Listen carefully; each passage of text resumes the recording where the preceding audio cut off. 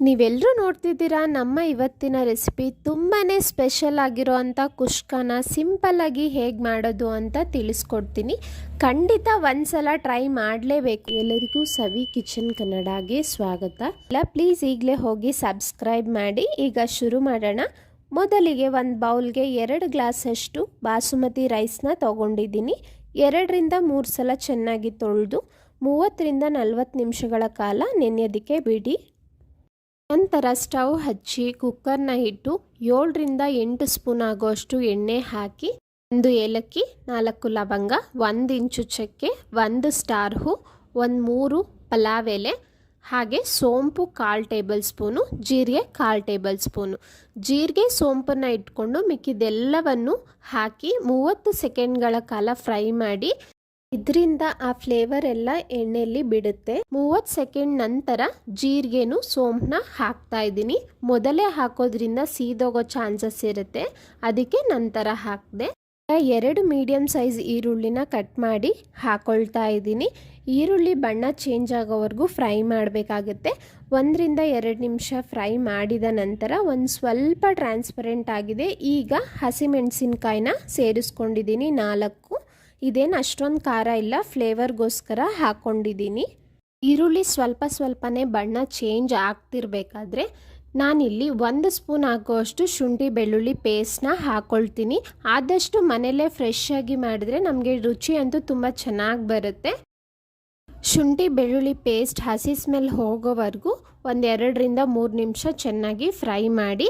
ಅಷ್ಟರಲ್ಲಿ ಈರುಳ್ಳಿನೂ ಟ್ರಾನ್ಸ್ಪರೆಂಟ್ ಆಗಿ ಕುಕ್ ಆಗಿರುತ್ತೆ. ಅನಂತರ ಇಲ್ಲಿ ಅರ್ಧ ಸ್ಪೂನ್ ಆಗೋಷ್ಟು ಅರಿಶಿನ, 1 ಸ್ಪೂನ್ ಆಗೋಷ್ಟು ಖಾರದ ಪುಡಿನ ಹಾಕ್ಕೊಳ್ತಾ ಇದ್ದೀನಿ.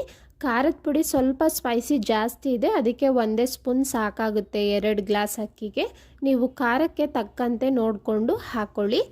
ಇದನ್ನೆಲ್ಲ ಚೆನ್ನಾಗಿ ಮಿಕ್ಸ್ ಮಾಡಿದ ನಂತರ ಈಗ ನಾನಿಲ್ಲಿ 2 ಮೀಡಿಯಮ್ ಸೈಜ್ನ ಟೊಮೆಟೊನ ಸಣ್ಣದಾಗಿ ಕಟ್ ಮಾಡಿ ಇಟ್ಕೊಂಡಿದ್ದೀನಿ. ಅದನ್ನು ಹಾಕ್ಕೊಳ್ತಾ ಇದ್ದೀನಿ. ಟೊಮೆಟೊ ಹಾಕೋಕ್ಕೆ ಇಷ್ಟ ಇಲ್ಲ ಅಂದರು ಟೊಮೆಟೊನ ಚೆನ್ನಾಗಿ ರುಬ್ಬಿಟ್ಟು ಟೊಮೆಟೊ ಪ್ಯೂರಿನೂ ಹಾಕ್ಕೊಳ್ಬೋದು, ಆಗ ಬಾಯಿಗೆಲ್ಲ ಟೊಮೆಟೊ ಸಿಗಲ್ಲ. ಈಗ ನಾನು ಹಾಕಿರೋ ಅಂಥ ಟೊಮೆಟೊ ಕಂಪ್ಲೀಟಾಗಿ ಸಾಫ್ಟಾಗಿ ಬೇಯಬೇಕಾಗುತ್ತೆ. ಗ್ರೇವಿ ಟೈಪ್ ಗಟ್ಟಿಯಾಗಿ ಆಗಬೇಕು, ಅಲ್ಲಿ ತನಕ ಫ್ರೈ ಮಾಡ್ಕೋಬೇಕು 4 ರಿಂದ 5 ನಿಮಿಷ. ಇಲ್ಲಿ ರುಚಿಗೆ ತಕ್ಕಷ್ಟು ಉಪ್ಪನ್ನು ಹಾಕ್ಕೊಳ್ತಾ ಇದ್ದೀನಿ. ಟೊಮೆಟೊ ಎಲ್ಲ ಅರ್ಧದಷ್ಟು ಸಾಫ್ಟಾಗಿ ಆಗಿದೆ. ಈಗ 3/4 ಸ್ಪೂನ್ ಆಗೋಷ್ಟು ಗರಂ ಮಸಾಲ ಪೌಡರ್ನ ಹಾಕ್ಕೊಳ್ತಾ ಇದ್ದೀನಿ. ಗರಂ ಮಸಾಲ ಇಲ್ಲ ಅಂದರೆ ಬಿರಿಯಾನಿ ಪೌಡರ್ನು ಯೂಸ್ ಮಾಡ್ಬೋದು. ಟೇಸ್ಟ್ ಏನು ತುಂಬ ಡಿಫ್ರೆನ್ಸ್ ಬರೋದಿಲ್ಲ, ತುಂಬ ಚೆನ್ನಾಗಾಗುತ್ತೆ. ನೋಡಿ, ಎಲ್ಲವನ್ನು ಹಾಕಿ ಚೆನ್ನಾಗಿ ಮಿಕ್ಸ್ ಮಾಡ್ತಾ ಫ್ರೈ ಮಾಡ್ಕೊಳ್ಳಿ. ಟೊಮೆಟೊ ಎಲ್ಲ ಕಂಪ್ಲೀಟಾಗಿ ಸಾಫ್ಟಾಗಿ ಆಗಿದೆ. ನಾನು ಈ ಟೈಮಲ್ಲಿ 1 ಕಪ್ ಆಗೋಷ್ಟು ಗಟ್ಟಿ ಮೊಸರನ್ನ ಹಾಕ್ಕೊಳ್ತಾ ಇದ್ದೀನಿ. ಮೊಸರಿದ್ದಂಥ ಬೌಲ್ಗೆ ಒಂದು ಸ್ವಲ್ಪ ನೀರನ್ನ ಹಾಕ್ಕೊಂಡು ಅನಂತರ ಇದಕ್ಕೆ ಸೇರಿಸ್ಕೊಳ್ತಾ ಇದ್ದೀನಿ. ಈಗ ಎಲ್ಲವನ್ನು ಚೆನ್ನಾಗಿ ಮಿಕ್ಸ್ ಮಾಡಿ 1-2 ನಿಮಿಷ ಇದನ್ನು ಬಿಟ್ಟರೆ ನಮಗೆ ನೀರಿನ ಅಂಶ ಎಲ್ಲ ಹೋಗಿ ಮಸಾಲೆಯಿಂದ ಎಣ್ಣೆ ಎಲ್ಲ ಬಿಟ್ಕೊಂಡಿರುತ್ತೆ. ಅಲ್ಲಿ ತನಕ 1-2 ನಿಮಿಷ ಮುಚ್ಚಿಟ್ಬಿಡಿ. ಅನಂತರ ನೋಡಿದಾಗ ನೋಡಿ ಎಣ್ಣೆ ಎಲ್ಲ ಚೆನ್ನಾಗಿ ಬಿಟ್ಕೊಂಡಿದೆ. ಈಗ 1 ಕಪ್ ಆಗೋಷ್ಟು ಪುದೀನ ಹಾಗೂ 1 ಕಪ್ ಆಗೋಷ್ಟು ಕೊತ್ತಂಬರಿ ಸೊಪ್ಪನ್ನ ಹಾಕೊಳ್ಳೋಣ. ಈಗ 1 ರಿಂದ 2 ನಿಮಿಷಗಳ ಕಾಲ ತಿರುಗಿಸ್ಕೊಡ್ತಾ ಚೆನ್ನಾಗಿ ಫ್ರೈ ಮಾಡಿ. ಆ ಫ್ಲೇವರ್ ಎಲ್ಲ ಮಸಾಲೆಯಲ್ಲಿ ಬಿಟ್ಕೊಂಡಿರುತ್ತೆ. ಈಗ ಮಸಾಲೆ ಎಲ್ಲ ಪರ್ಫೆಕ್ಟಾಗಿ ರೆಡಿ ಇದೆ. ನಾನು 30 ರಿಂದ 40 ನಿಮಿಷಗಳ ಕಾಲ ಬಾಸುಮತಿ ರೈಸ್ನ ನೆನೆಸ್ಕೊಂಡಿದ್ದೀನಿ. ಅಕ್ಕಿನ ಹಾಕ್ಕೊಳ್ತಾ ಇದ್ದೀನಿ. ಅಕ್ಕಿ ಹಾಕಿದ್ಮೇಲೆ ಹೈ ಫ್ಲೇಮ್ ಇಟ್ಟು 1 ರಿಂದ 2 ನಿಮಿಷ ಚೆನ್ನಾಗಿ ಫ್ರೈ ಮಾಡಿ. ಈ ರೀತಿ ಫ್ರೈ ಮಾಡೋದ್ರಿಂದ ನಮಗೆ ಅನ್ನ ಉದ್ರುದ್ರಾಗಿ ತುಂಬ ಚೆನ್ನಾಗಾಗುತ್ತೆ. ನಾನಿಲ್ಲಿ 2 ಗ್ಲಾಸ್ ಬಾಸುಮತಿ ರೈಸ್ಗೆ 3 ಗ್ಲಾಸ್ ಆಗೋಷ್ಟು ನೀರನ್ನ ಹಾಕ್ಕೊಂಡಿದ್ದೀನಿ. ಇಲ್ಲಿ 1 ಗ್ಲಾಸ್ ಬಾಸುಮತಿ ಅಕ್ಕಿಗೆ 1.5 ಕಪ್ ಆಗೋಷ್ಟು ನೀರನ್ನ ಹಾಕ್ಕೊಳ್ಬೇಕಾಗುತ್ತೆ. ನೀವೇನಾದರೂ ಸೋನಾ ಮಸೂರಿ ತೊಗೊಂಡ್ರೆ 1 ಗ್ಲಾಸ್ ಅಕ್ಕಿಗೆ 2 ಗ್ಲಾಸ್ ನೀರನ್ನ ಪ್ರಪೋರ್ಷನ್ ಆಗಿ ಇಟ್ಕೊಂಡು ಹಾಕ್ಕೊಳ್ಬೇಕಾಗುತ್ತೆ. ಒಂದ್ಸಲ ಮಿಕ್ಸ್ ಮಾಡಿ ಉಪ್ಪು ಖಾರನೂ ಚೆಕ್ ಮಾಡ್ಕೊಳ್ಳಿ ಕರೆಕ್ಟಾಗಿದೆಯಾ ಅಂತ. ಅನಂತರ ಕುಕ್ಕರ್ನ ಕ್ಲೋಸ್ ಮಾಡಿ ನಾನಿಲ್ಲಿ 2 ವಿಸಿಲ್ ಬರೆಸ್ಕೊಂಡೆ. ವಿಸಿಲ್ ಬಂದಮೇಲೆ ತಕ್ಷಣಕ್ಕೆ ಯಾವತ್ತೂ ಓಪನ್ ಮಾಡೋಕ್ಕೆ ಹೋಗಬೇಡಿ. ಕಂಪ್ಲೀಟಾಗಿ ಅದೇ ಕೂಲಾಗಿರಬೇಕು.